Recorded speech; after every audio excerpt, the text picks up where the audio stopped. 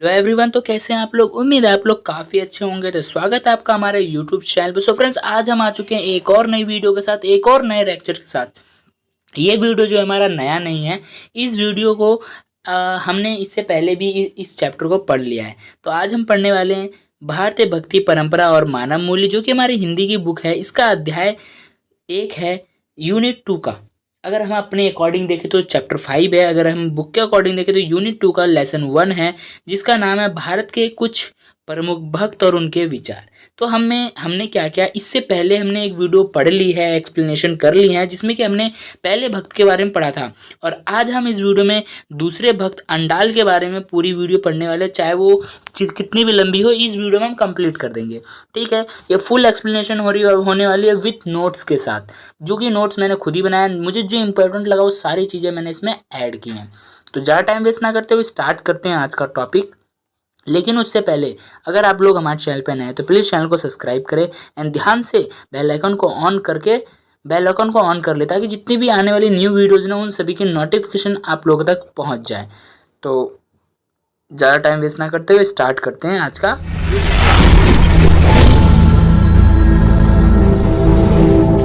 तो फ्रेंड, जैसे कि मैंने बताया, आज की जो वीडियो ये हमारा लेक्चर 2 होने वाला है, क्योंकि लेक्चर 1 जो है हमने कंप्लीट कर लिया है पूरी तरीके से। ठीक है, तो आज हम अपने दूसरे भक्त अंडाल के बारे में पढ़ने वाले हैं, जिनका हम सबसे पहले व्यक्तित्व और उनका जीवन वृत्तांत, यानी जीवन वृत्तांत पढ़ने वाले। उनका व्यक्तित्व कैसा था और जीवन वृत्तांत कैसा रहा, वो पढ़ने वाले हैं। ठीक है, संत तिरुवल्लुवर की भांति सुप्रसिद्ध द्रविड़ भक्त कावित्री अंडाल का संबंध भी तमिलनाडु के प्रसिद्ध शहर मधुरा मदुरा या मदुरै से है। भक्ति के लिए प्रसिद्ध मदुरा को दक्षिण की मथुरा भी कहते हैं। यहीं के श्री बिल्लुपुत्तूर गांव में दक्षिण की मीरा कही जाने वाली अंडाल जी का जन्म भूमि माना जाता है।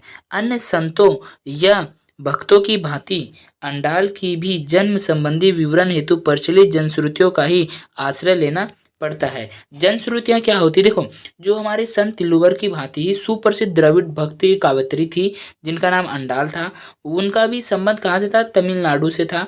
उनका जन्म जो तमिलनाडु में एक शहर था जिसका नाम मदुरा था या मदुरै था। ठीक है, ये भक्ति के लिए काफ़ी ज़्यादा प्रसिद्ध था, जिस वजह से इसका नाम क्या पड़ गया, दक्षिण की मथुरा के नाम से भी इसे जाना जाने लगा। ठीक है, यहीं के सिर्फ बिल्लुपुत्तूर, यहाँ मतलब यहीं तमिलनाडु का ही एक छोटा सा गांव था, बिल्लुपुत्तूर गांव में दक्षिण की मीरा कही जाने वाली अंडाल जी का जन्म हुआ था। ठीक है, अन्य संतों या भक्तों की भांति ही अंडाल जी का जन्म संबंधी विवरण हमें नहीं मिल पाता है। तो हम किसका सहारा लेते हैं? प्रचलित जो जनश्रुति, यानी लोगों से बातचीत करके उनके बारे में पूछते हैं, जानते हैं क्या है कैसे नहीं है। तो इन्हीं का आश्रय हमें लेना पड़ता है। ठीक है, ऐसा माना जाता है कि उनका जन्म सामान्य रूप से नहीं हुआ, बल्कि 8वें अलवार ए परम वैष्णव भक्त पैर्य अलवार, जिनका सुप्रसिद्ध संस्कृत नाम विष्णुचित है, उनकी फुलवारी में तुलसी पौधों को सींचते हुए रहस्यमय ढंग से शिशु रूप में प्राप्त हुई। यानी कि तुलसी को जब वो सींच रहे थे तो उसी समय पे एक रहस्यमय ढंग से अंडाल जी की प्राप्ति हुई या शिशु प्राप्ति हुई। ठीक है, जन्म का उचित आधार न मिल पाने के कारण अंडाल को भी पृथ्वी तन, यानी पृथ्वी का एक भाग या तना कह दिया गया, सीता की भांति माना गया। इसको भी किसकी भांति माना गया? सीता की भांति माना गया। जिस प्रकार सीता को भूमिजा कहा जाता है, ठीक उसी प्रकार अंडाल को भी भूदेवी का अवतार माना जाता है। इतना क्लियर है, काफ़ी ज़्यादा सिंपल लैंग्वेज में है, तो मुझे उम्मीद है कि ज़्यादा एक्सप्लेनेशन करने की ज़रूरत ना पड़े। बट हाँ, ये नोट्स हैं, आप लोग इसे पढ़ लीजिएगा, काफ़ी अच्छा रहेगा। ठीक है, जीवन वृत्तांत की भांति जन्मकाल एवं उपस्थित समय को लेकर भी विद्वानों में काफ़ी ज़्यादा मतभेद रहे हैं। हालांकि कुछ मान्य मतों में मीरा के साथ अंडाल का तुलनात्मक शोध कार्य करने वाले शोधार्थ डॉक्टर एन सुंदरम उनकी जन्म तिथि 1715 ईस्वी के आसपास मानते हैं। कौन? Doctor N Sundaran. ठीक है, उनकी जन्म तिथि कब मानते हैं? 1715 के आसपास मानते हैं। ठीक है, जबकि हिंदी साहित्य के इतिहास में आचार्य रामचंद्र शुक्ल ने लिखा है कि दक्षिण में अंडाल इसी प्रकार के एक प्रसिद्ध भक्त है जिसका जन्म सन 1773 में हुआ था।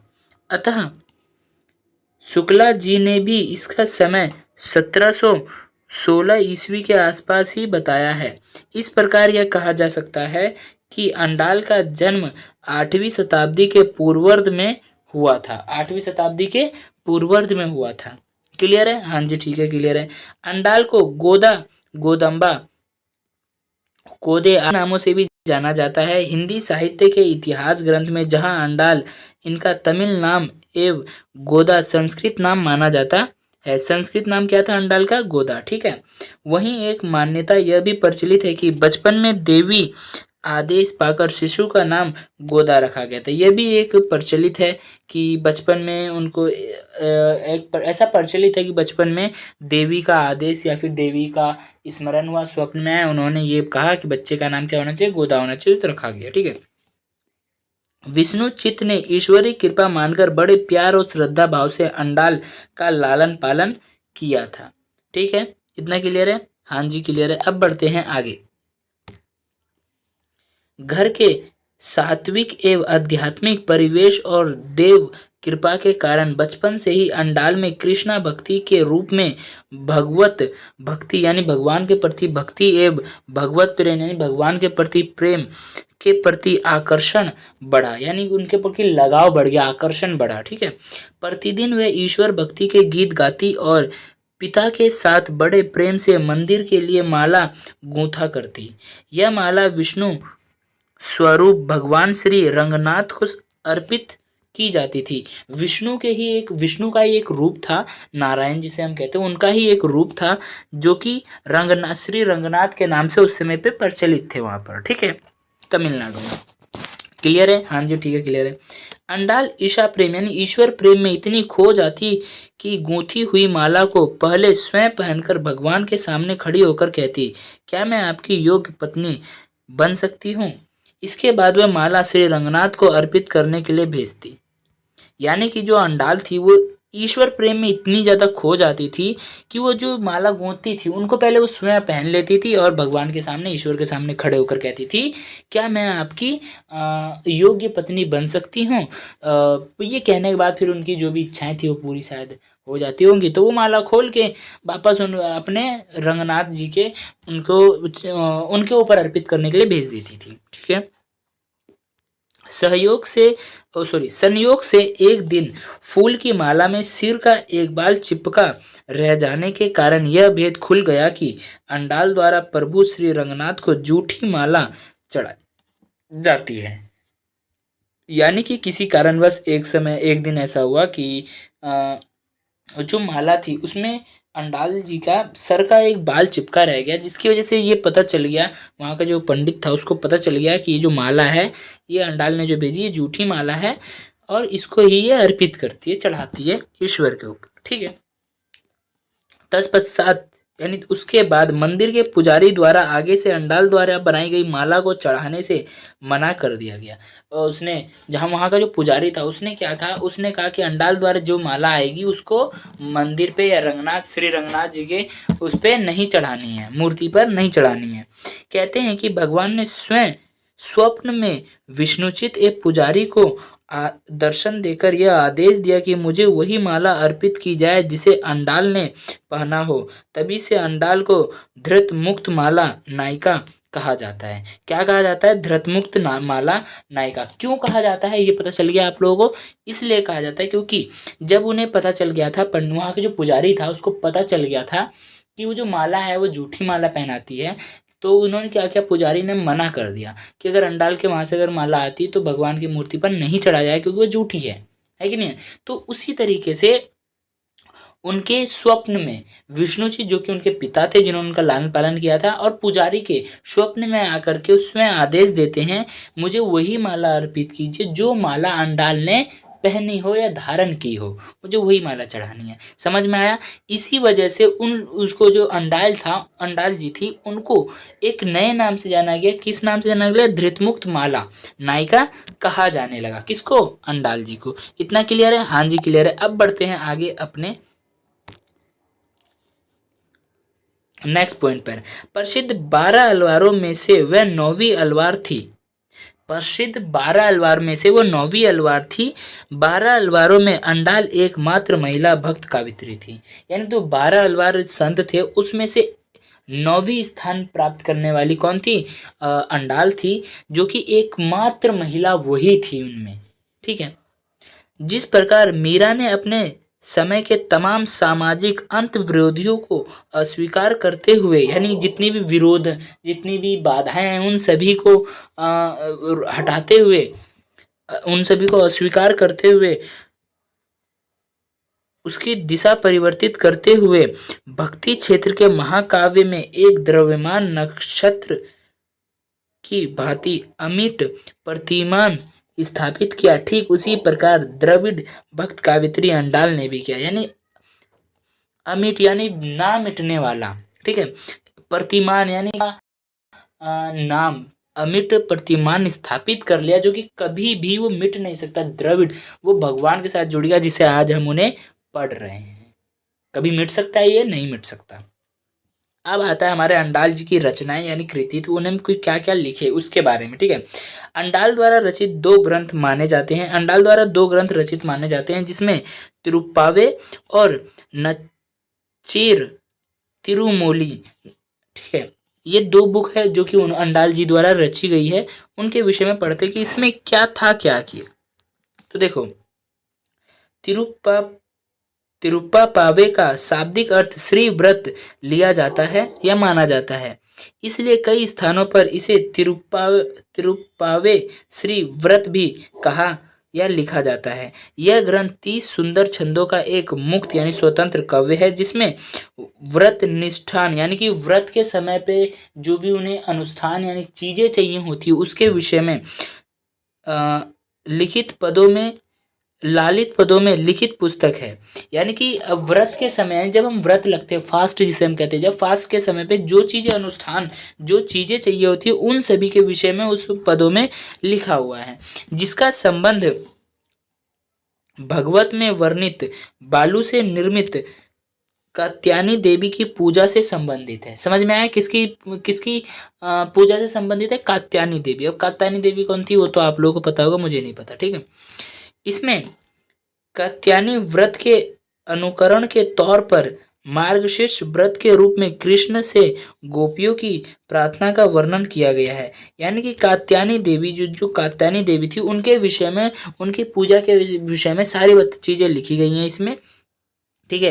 कात्यायनी व्रत के अनुकरण यानी कि उनके जितनी भी चीजें बताई गई हैं, कैसे करनी है कैसे नहीं करनी, वो सभी चीजें बताई गई है, उनके तौर तरीके बताए गए हैं, और मार्गदर्शित यानी कि एक रास्ता राह बताया गया कि क्या करना, एक मार्गदर्शन किया गया, इतना हम कह सकते हैं उसमें। किसकी पूजा के लिए? कात्यायनी देवी की पूजा के लिए। ठीक है। अनेक पदों में एलोर एम पायर जैसे पद आते हैं, जिनका अर्थ देवी माना गया है। जिनका अर्थ क्या माना गया? देवी माना गया है। ठीक है। इस रूप में पावे व्रत यानी देवी व्रत या कात्यायनी व्रत ग्रंथ भी कहा जाता है। इसको क्या कहा जाता है? देवी व्रत ग्रंथ या कात्यायनी व्रत ग्रंथ भी कहा जाता है। इतना क्लियर है? हाँ जी क्लियर है। इसमें हमें बस ये बताया गया कात्यायनी देवी जो थी, उनके विषय में, उनके पूजा पाठ को, उनके व्रत अनुष्ठान के बारे में ही बताया गया है। अब हमारी आती है दूसरा बुक, दूसरा ग्रंथ, जो कि है नचेर तिरुमोली। बाकी जो भी लिखा हो आप लोग पढ़ लेना, मुझे हिंदी वैसी नहीं आती। ठीक है। ग्रंथ को गोश्री सुक्ति भी कहा जाता है। इसी ग्रंथ का एक दूसरा नाम भी है, गोश्री सुक्ति भी कहा जाता है। इसमें कुल 14 दशक यानी 14 दशक एवं 143 पद हैं।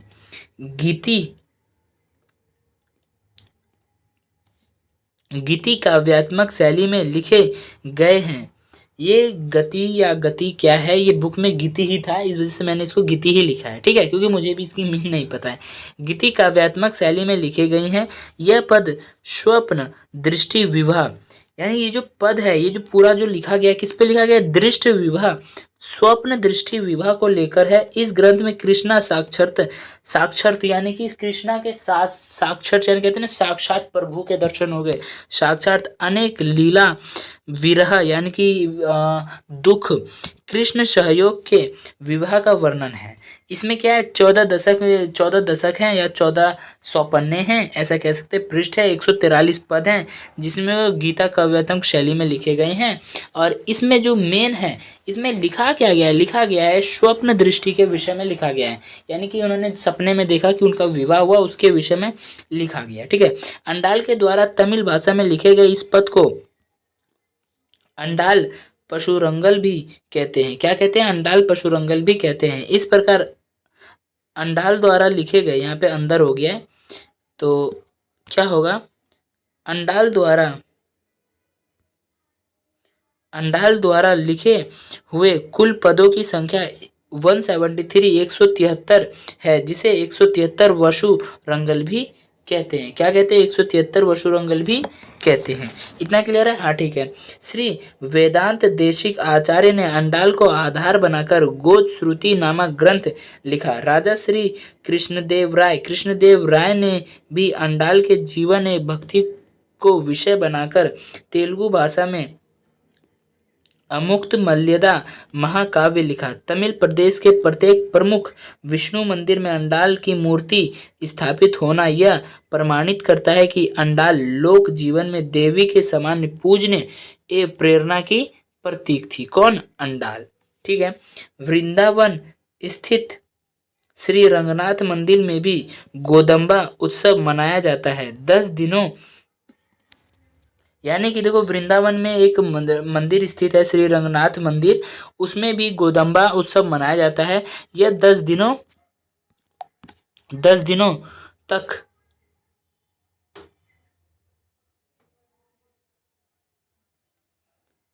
10 दिनों तक चलने वाला एक उत्सव है जिसमें दिव्य प्रबंधन यानी बहुत अच्छे प्रबंध किए जाते हैं। तो तीसरे दिन यानी जब उसका 10 दिन तक होता है तो पहला दूसरा तीसरा दिन जो तीसरे दिन से ही जो अंडाल द्वारा जो लिखे हुए जितने भी पद थे 143 पद उन सभी का पाठ शुरू होता है या पाठ होता है। ठीक है। इतना क्लियर है? हाँ जी क्लियर है। अब बढ़ते हैं आगे। अंडाल के विचार। अब हम देखेंगे कि अंडाल जो थी उनके विचार कैसे थे। देखो अंडाल दक्षिण भारत की प्रसिद्ध अलवार या विष्णु भक्त कावित्री है। उनकी साधना मीरा की भांति ही मधुर्य एवं दाम्पत्य भाव की है। उनके ज्यादातर मटिया विचार भक्ति के इसी क्षेत्र से संबंधित है। अंडाल और मीरा दोनों के पदों में कृष्णा के प्रति अनन्य समर्पण, प्रेम, सहयोग, कैंकर्य का भाव दिखता है। यानी कि अंडाल और मीरा, यहाँ पे मेरा हो गया है तो थोड़ा आप लोग कर लेना।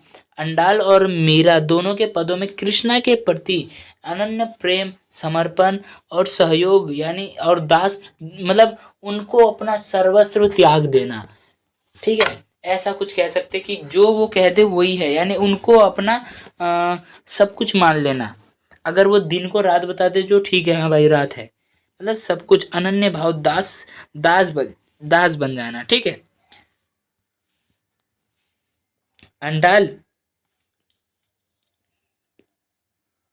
अंडाल का यह दृढ़ विश्वास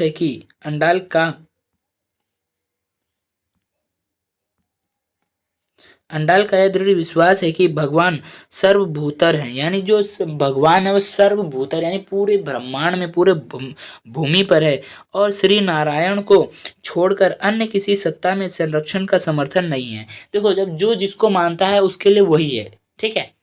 तो इसलिए अंडाल जी कहती हैं कि नारायण को छोड़कर अन्य किसी सत्ता में संरक्षण या फिर हमें कहते हैं कि रक्षा प्राप्ति नहीं हो सकती, संरक्षण नहीं मिल सकता। ठीक है।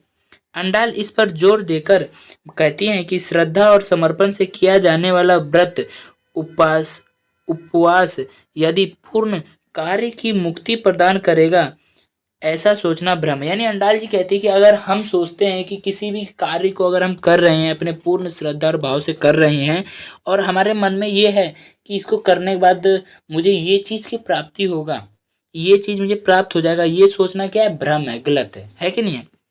इसलिए अंडाल का यह मानना है कि जो मनुष्य एक निष्ठा, परम गति के दृढ़ विश्वास की भावना से भगवान की शरण में जाता है, वह वही उसकी कृपा का पात्र बन जाता है। जो दृढ़ भक्ति यानी अपने सब कुछ सर्वस्व त्याग के बिना किसी वो कहते हैं ना लालच के जाना भगवान के पास, बिना किसी लालच के जाओगे तो भगवान क्या करते हैं, तुम्हारे ऊपर कृपा बनाए रखेंगे। ऐसा उनका कहना है, किसी भी लालच से ना जाए। अंडाल का यह भी विचार है कि यदि संसारी व्यक्ति साधना का अभिनय यानी नाटक भी करता है तो भगवान उसकी रक्षा में तत्पर हो जाते हैं।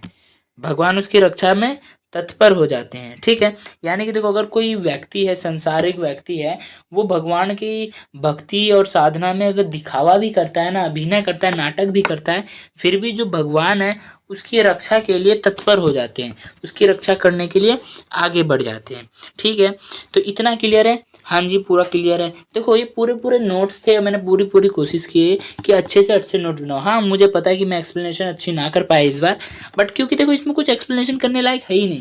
जहाँ मुझे लग रहा है एक्सप्लेनेशन करनी चाहिए वहाँ मैं एक्सप्लेनेशन कर रहा हूँ। तो अब हमारा इसी तरीके से चैप्टर का लास्ट ही हो गया। अब हमारा निष्कर्ष आ चुका है, तो अब हम निष्कर्ष को पढ़ेंगे। क्या पढ़ेंगे? अब हम निष्कर्ष पढ़ेंगे। ठीक है, इतना क्लियर है? किसको पढ़ने वाले हैं? अब हम निष्कर्ष को पढ़ने वाले। तो देखो, अंडाल ने अपनी रचनाओं में भक्ति के विभिन्न पात्रों को अभिव्यक्त करने के साथ साथ अपने युग के विभिन्न सांस्कृतिक विचित्र एवं सामाजिक पक्षों का भी अत्यंत सहजता से चित्रण किया है। ठीक है, देखो अंडाल जी जो है वो अपनी रचनाओं में भक्ति के विभिन्न पक्षों को बताती हैं। ठीक है, साथ ही साथ युग के यानी उस दौर के विभिन्न सांस्कृतिक यानी विभिन्न संस्कृति जो उनकी अलग अलग संस्कृति थी उन सभी के विषय में बताती है, और उनका सामाजिक चित्रण भी करती है, यानी कि समाज में वो कैसा है उसको भी बताती है। भक्त कवि एवं कावित्री में भक्ति एवं अध्यात्मक के साथ साथ लोक संग्राम एवं लोक मंगल का भाव समान रूप से देखने को मिलता है। हाँ, ये तो है। अंडाल जी और हमने संत तिरुवल्लुवर जी के भी उसमें पढ़ा। उसमें क्या है, इनमें हमें दो चीजें सेम देखने को मिली। लोक कल्याण, लोगों के प्रति दया भाव, सदाचार, ये सभी चीजें हमें देखने को मिलती हैं इनमें। ठीक है, अंडाल के विचार के संदर्भ में यह उसके एक पद का भावार्थ देना उचित होगा जिसमें उनकी मानव कल्याण एवं देश प्रेम भावना, लोक संग्रह चेतना स्पष्ट रूप से दिखती है। यदि हम त्रिविक्रम यानी विष्णु, यानी देखो जो विष्णु है उनको त्रिदेव के नाम से भी जाना जाता है कि नहीं है?